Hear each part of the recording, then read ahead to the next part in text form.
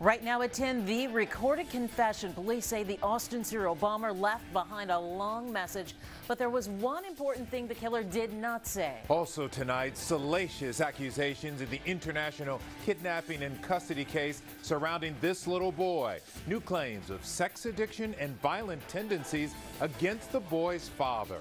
And the not-so-subtle thieves striking one neighborhood. The special reward being offered by the sheriff. The news starts now.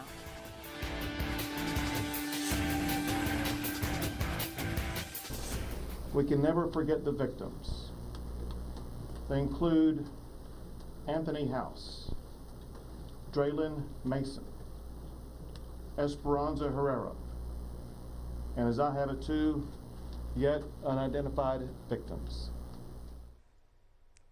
Yes, tonight we remember the lives lost in Austin as a dark chapter finally begins to close. And a city that has been on edge for 3 weeks can sleep a little easier tonight. The serial bomber, his name Mark Conditt, is dead.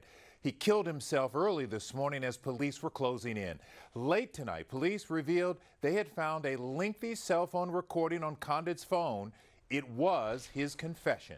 Federal agents say they are reasonably certain there are no other devices planted out there or in the mail, but they are telling everyone to still be careful around packages that look out of place or packages you're not expecting. Also, the family of Mark Conditt has a message for the victims. We are diving into all of this tonight. For weeks now, Austin was gripped with the question of who was behind the bombings, but tonight we still don't know why. Yeah, we certainly don't. We are learning how investigators finally tracked this bomber down. Here's investigative reporter Brendan Keefe.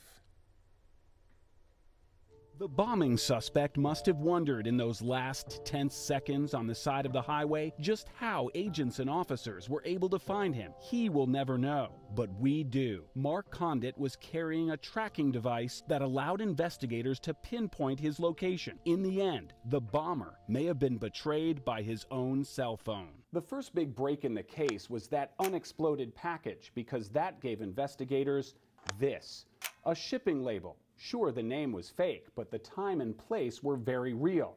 And that led investigators to surveillance video showing a man in disguise, but he drove a truck in plain sight.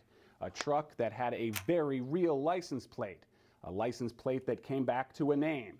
The name, Mark Conditt. A portrait of the bomber was slowly coming into focus. The final break in the case came when he turned on his cell phone. It pinged a nearby tower, and agents moved in with a fresh arrest warrant. The saga ended the way it began, with a bang. Suddenly, the bomber stopped breathing, and a city started breathing again for the first time in weeks. Covering Austin, I'm Brendan Keefe.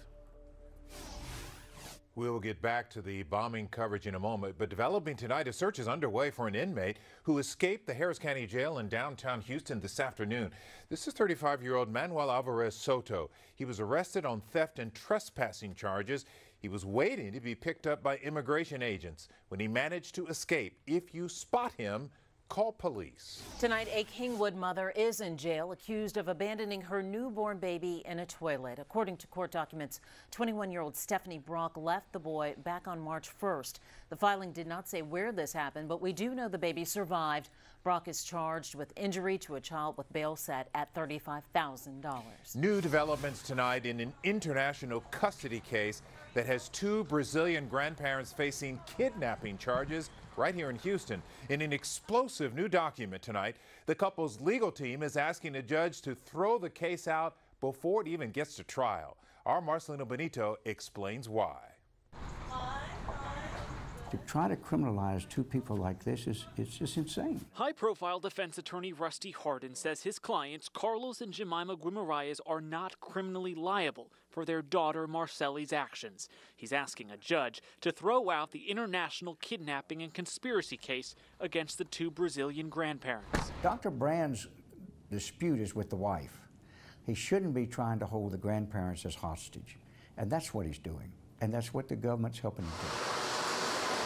The new 25-page motion to dismiss is the latest chapter in a 5-year saga that began when Marceli Guimaraes took her son Nico to Brazil for a wedding, but never returned. Nico's father, Dr. Chris Brand, has been fighting to bring him back to Houston ever since. The last thing that they want is for a jury to hear the facts of this case. In the motion, the defense cites findings by a Brazilian federal judge that Brand had admitted he was a sex addict who could not control compulsion or violent mood swings and was, quote, psychologically unstable. This was addressed in a court of law here in Texas and found conclusions of law, facts of the case were that everything that they alleged against me was false and made with malice. Brand says this motion is about smearing his name. They're trying to get this out of the courtroom and in the court of public opinion. Horden and his legal team won't comment on Brand's fitness as a father, choosing to keep the focus on their clients. They say the grandparents have never had any control over Nico. The judge in Brazil specifically ordered the child could not leave Brazil, the state in which he lived, without his mother.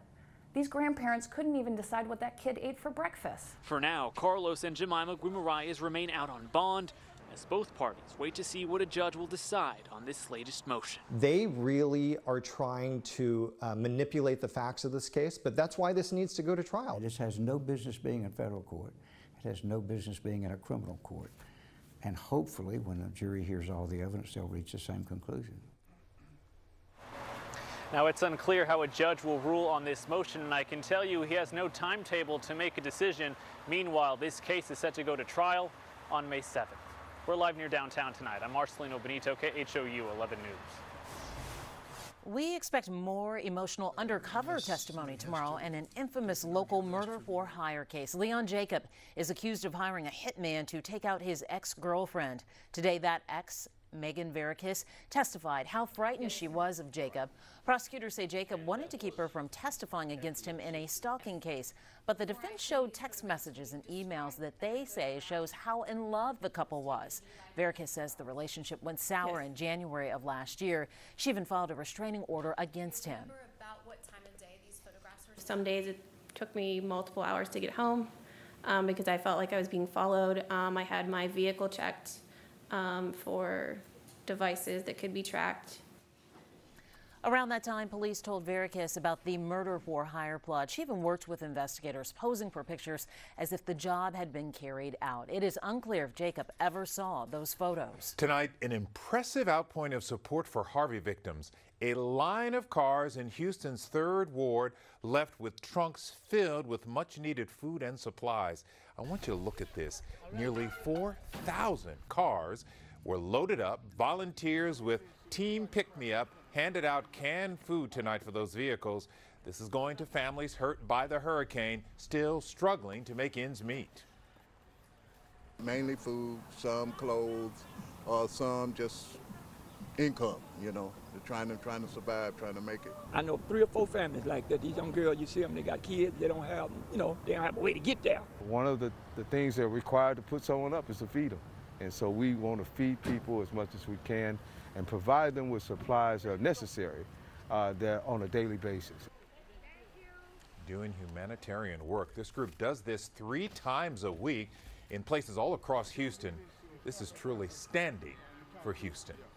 And this is not. Thieves are using a moving truck in the middle of the night. They are targeting the furniture you have out on your front porch. Wait until you see just how bold these crooks are. And let the sales begin. We have everything you need to know about the Toys R Us liquidation sales. Everything must go. David. Mother Nature continues to provide beautiful weather. You need a jacket in the morning, fly a kite at your picnic tomorrow afternoon. We'll talk about that oak pollen and look ahead to the weekend forecast after the break.